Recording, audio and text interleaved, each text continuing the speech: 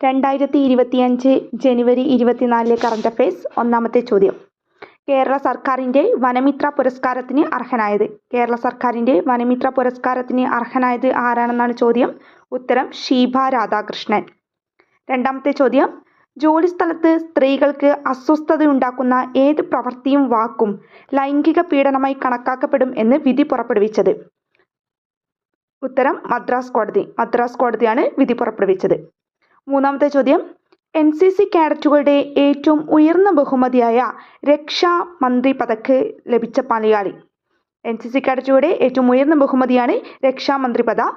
ഇത് ലഭിച്ച മലയാളി ആരാണെന്ന ചോദ്യം. ഉത്തരം VP തേജ. മുണ്ടക്കൈ ചൂരൽമല ഉരുൾപൊട്ടൽ ദുരിതാശ്വാസ പ്രവർത്തനങ്ങളിലെ നേതൃത്വത്തിനാണ് VP തേജയ്ക്ക് ബഹുമതി ലഭിച്ചത്.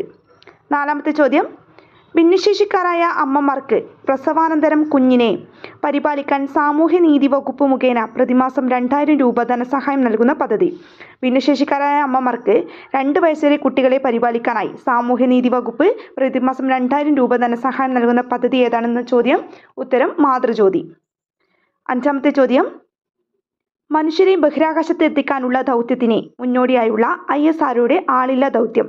മനുഷ്യരെ ബഹിരാകാശത്ത് എത്തിക്കാനുള്ള ദൗത്യത്തിന് മുന്നോടിയായി ISROയുടെ ആളില്ലാ ദൗത്യം ഏതാണെന്നാണ് ചോദ്യം.